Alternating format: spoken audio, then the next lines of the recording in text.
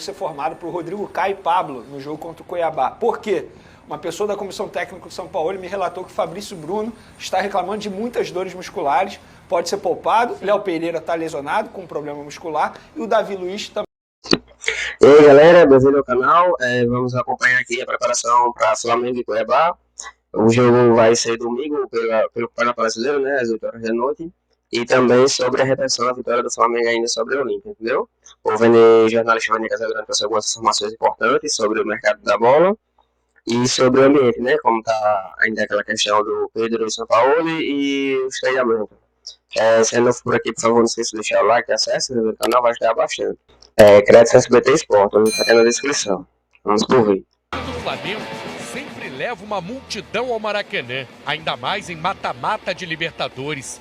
Só que o assunto principal por aqui era a polêmica envolvendo Pedro, fora da partida por punição. Eu achava que não era para poder tirar ele, pois alguém pode fazer uma falta dura no Gabigol e ninguém vai poder entrar no lugar dele. Eu gostaria muito de ver ele em campo hoje, óbvio. É um cara que sempre representou a gente, principalmente nesses momentos difíceis, mas ele também tem que botar a cabeça dele no lugar e ver que o Flamengo não é menor do que ele. O Flamengo está acima. A diretoria optou por jogar do lado do técnico. E o técnico não está agindo certamente com o Pedro, porque era para o Pedro ter pelo menos ali uns 45 minutos em campo. O Flamengo teve dificuldade para sair da forte marcação do Olímpia. O time só foi ameaçar o adversário, de fato, depois dos 20 minutos, quando Ayrton Lucas arriscou de longe. O chute de fora da área era a melhor alternativa para chegar perto do gol. Gerson obrigou o goleiro Spínola a fazer essa defesa difícil e evitar o que seria o primeiro do Flamengo. Só que o lance mais perigoso do primeiro tempo foi a favor dos paraguaios. Gonzalez acertou o travessão, dando um susto nos rubro-negros no Maracanã. A história do jogo mudou no início do segundo tempo. Gabigol fez um cruzamento perfeito para o Bruno Henrique marcar de cabeça. O atacante foi preciso na finalização, superando a retranca do Olímpia. O jogo foi o que a gente queria, mas nada decidido ainda, sabendo que lá vai ser difícil. E a gente tem que ir para lá para poder sair classificado e com a vitória. A vantagem não mudou o andamento do jogo. Continuou sendo ataque contra a defesa. O Flamengo seguiu pressionando e poderia ter aumentado nessa cabeçada do Davi Luiz. O goleiro Spínola evitou fazendo um milagre. Em outra ótima oportunidade, Bruno Henrique recebeu do Arrascaeta, se livrou da marcação e o chute saiu muito perto da trave. O gol seria a coroação da grande atuação dele. Acho que sim, como eu falei antes, muitos diziam que Bruno Henrique não vai voltar, mas eu sei o que eu passei para poder voltar bem novamente, e muito feliz pelo momento, tenho certeza que tenho a melhorar muito, mas o pouco que eu já venho demonstrando o Bruno Henrique de 2019 para poder chegar onde eu quero chegar. O Flamengo leva para o Paraguai a vantagem do empate para chegar às quartas de final da Libertadores. Vai ser pegado como aqui, um jogo difícil, a gente fez um gol que é o mais importante, mas temos que ir com o mesmo pensamento para lá, tentar ganhar o jogo. Apesar da vitória, o Pedro voltou a ser o principal assunto depois do jogo. Na zona mista, onde os jogadores são obrigados a passarem partidas pela Libertadores, eles não gostaram de ouvir perguntas sobre o atacante. Tem muita coisa para falar, coisa positiva.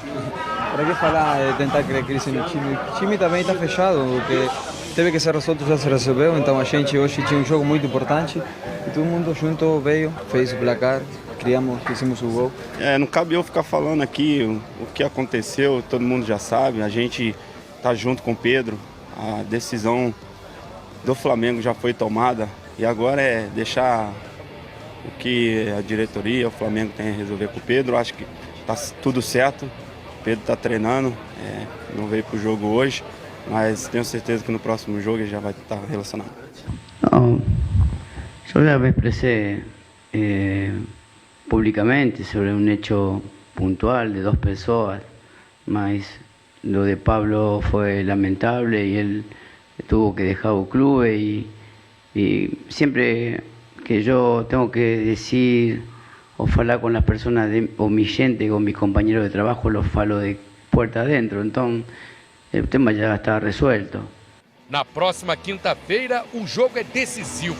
Resta saber se com ou sem o Pedro.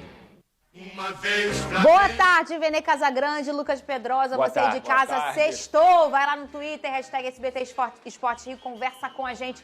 Vene Casagrande, o Olímpia fez uma marcação chata, né, no Flamengo. E aí eu queria que você destacasse os pontos positivos e os pontos negativos para esse jogo. Eu falei ontem que eu achava que seria uma vitória musculosa. Não foi. Foi uma vitória, né? Que é importante na Libertadores, mas não foi musculosa, né? Não foi. A verdade é essa. Boa tarde, Fernando Diamar. Eu acho o seguinte, esperava-se muito mais do Flamengo, sobretudo no primeiro tempo. O primeiro tempo do Flamengo foi muito abaixo daquilo que o Flamengo pode esperar. Inclusive, jogadas trabalhadas no campo, a gente não viu assim um Flamengo, digamos, naquele Flamengo que a gente conhece, sabe? Que já foi recentemente com o Grêmio, por exemplo. Não foi uma grande partida. Mas a postura do Olímpia, assim, não é surpresa para ninguém. Não. Obviamente, o time paraguaio ia vir aqui ao Maracanã fazer o quê? O famoso ferrolho, tentar pelo menos um empate, ou melhor, tentar aí perder com um gol só, diferença, e eles conseguiram, a verdade é essa. Só que a gente tem que olhar o lado bom também. Sabe qual é o lado bom? Qual? Lá no Paraguai, eles precisam vencer. O que isso quer dizer? Eles vão ter que sair mais pro jogo.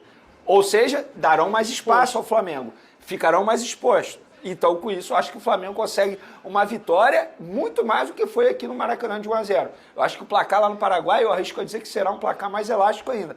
Porque, assim, com todo respeito ao Olímpia, eu respeito a história do Clube Paraguai, uma baita história, tricampeão da Libertadores, mas vive uma péssima fase. E eles passaram de fase porque eles estavam num grupo muito fácil na primeira fase da Libertadores. Então, eu acho que, assim, o Flamengo não fez uma grande partida, mas o que importava era vencer, e venceu, e eu queria destacar a bela noite do Bruno Henrique. É um jogador absurdo, super decisivo, é um jogador, inclusive, que faz com que a torcida não sinta muita falta do Pedro, a verdade é essa, porque embora ele seja um jogador rápido, que atue pela ponta, mas ele consegue fazer o papel que o Pedro faz, que é ficar centralizado, tanto é que no segundo tempo ele foi esse jogador muito mais centralizado e conseguiu fazer o gol de cabeça, que é uma virtude dele, quando ele sobe assim, dificilmente ele erra o gol. Você pediu no seu Instagram ontem, que eu vi, ou hoje, não sei, uma palavra para definir o Bruno Henrique. E Você viu a legenda? Você não leu a legenda, não? Eu tava pensando, não conseguia achar uma palavra. Isso, foi isso. E aí eu pedi ajuda de todo mundo. Aí o primeiro comentário é o Veneluí, um tal de Veneluí, né? Ídolo. E aí ele posta e ele comenta, né? Pô, ainda bem que você nunca foi no post do Sérgio Ramos, que eu fico assim, vem pro Mengão, vem pro Mengão. Olha aqui, o Veneluí. O Vene Casagrande não pode fazer isso, o Veneluí pode. Olha aqui, então eu vou pedir pra você de casa que é Flamengo, defina com uma palavra Bruno Henrique, tá aqui, hashtag SBT Esporte Rio, lá no nosso Twitter. Eu quero saber a sua opinião. Eu falo, o Bruno Henrique é a potência do Flamengo. E eu queria você, Careca, com esse teu HD aí, com essa sua leitura tática, que você falasse um pouco sobre esse posicionamento do Bruno Henrique ontem. Foi completamente diferente do primeiro para o segundo tempo. E isso tem dedo do Sampaoli e tem dedo do treinador, que mexeu nesse posicionamento do Bruno Henrique para que o Flamengo ficasse mais efetivo e preenchendo um pouco mais a área. Tanto é que no primeiro tempo ele começa como um ponto esquerda, digamos assim, um cara preenchendo mais aquele lado do campo, onde ele é muito bom. No segundo tempo, quem vai para ali é o Gerson. Ele é deslocado para aquela função, tem o apoio do Ayrton Lucas e ele tira um pouco o Gabigol da área, para justamente o Gabigol fazer o que ele sabe muito bem, que é essa jogadinha, de ir para a direita, abrir a área, trazer um pouco da defesa adversária do Olímpia para fora da área e deixar o Bruno Henrique fazer essa infiltração que ele faz muito bem. Inclusive, esse posicionamento foi mantido no segundo tempo do Bruno Henrique como centroavante. A minha impressão sobre o Flamengo ontem, Fernando, é o seguinte: produziu para ter feito mais gols. Eu acho que o Spínola fez uma bela partida pela parte do Olímpia. O goleiro, né? Exatamente. O goleiro do Olímpia. Mas também foi vulnerável para tomar gol. O Flamengo sofreu em alguns momentos, bola na trave, Matheus Cunha tendo que fazer defesas, e isso eu já falei, é da característica da equipe do Flamengo. Eu acho que o Flamengo tem uma transição lenta da defesa para o ataque. Eu acho que o Alan também não fez uma boa partida ontem, e isso implica na qualidade dos jogadores da frente. Então, assim, eu acho que tem que ter um pouco mais de velocidade nessa transição. O Flamengo tem condições de se proteger mais com a bola e essa vulnerabilidade, ela vem justamente da formação. Que a gente até brincou ontem no grupo do SBT Sport Rio, que é a seguinte, é a formação mais técnica, é a formação 100% do Flamengo, digamos assim. Mas vi um time um pouco lento nessa transição, o que facilita o bloco defensivo do Olímpia e também o contra-ataque. Ontem o Flamengo poderia ter sofrido um gol, como poderia ter feito mais. Acho que é um bom resultado, mas tem que tomar cuidado com isso. Não. Você me perguntou o ponto negativo, eu esqueci de mencionar, que pra mim isso é um ponto... Eu achei que você não achou. Não, tem um ponto negativo assim. O Alan, como primeiro volante, ele não pode tomar um cartão amarelo nos primeiros 5 minutos de jogo. Porque isso faz com que... Qual é o risco que se tem? Quando ele precisar fazer uma falta, o que ele vai acontecer? Ele vai levar o segundo cartão amarelo e vai ser expulso. A gente está falando de um jogo extremamente importante, Fernando Maia. Oitavas de final da Libertadores. Como é que um jogador vai levar um cartão amarelo nos primeiros minutos de jogo? E assim, foi um cartão merecido.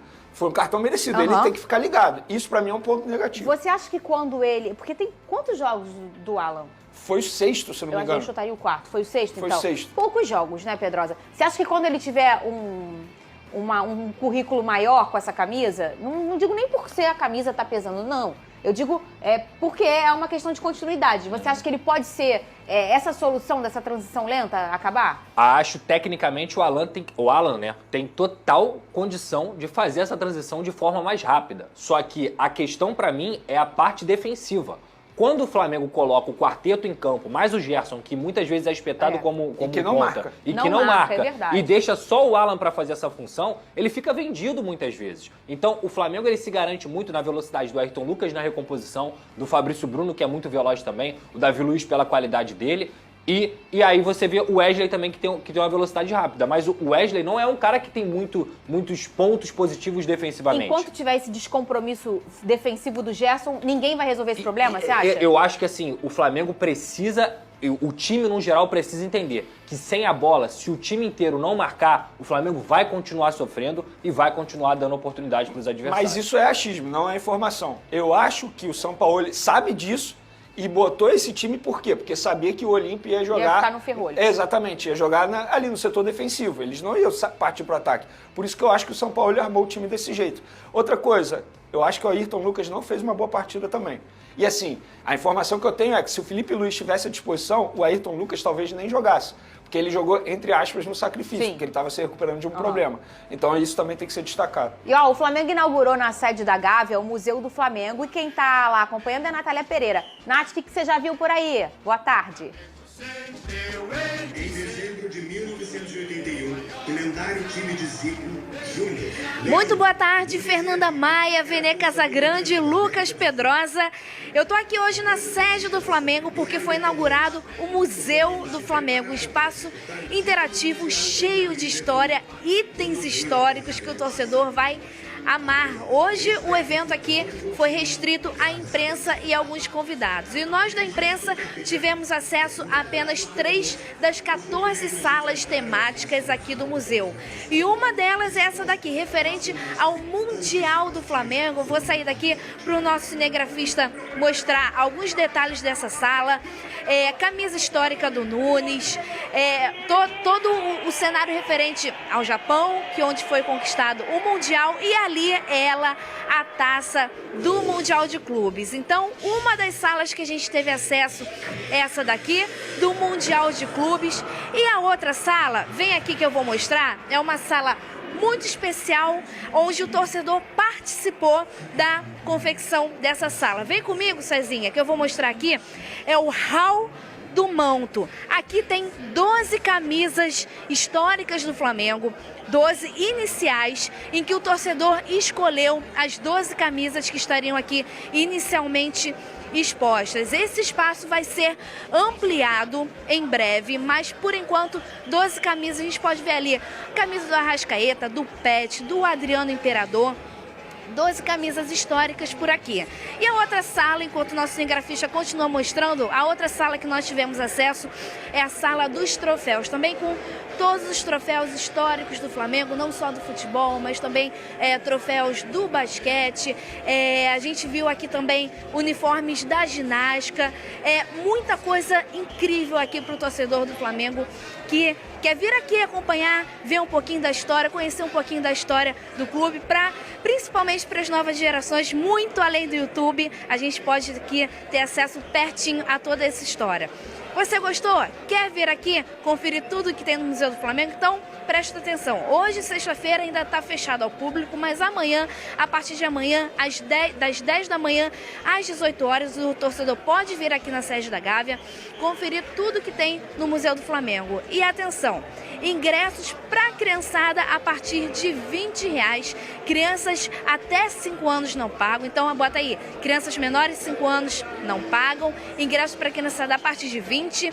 Ingressos adulto a partir de R$80. Só que você que é morador aqui do Rio de Janeiro tem desconto. Para isso, basta apresentar um comprovante de residência. Então, está aberto, Museu do Flamengo, muita história para o torcedor, não só do Flamengo, mas para todo amante do futebol carioca que quiser vir aqui conhecer um pouquinho dessa história. Fernanda Maia.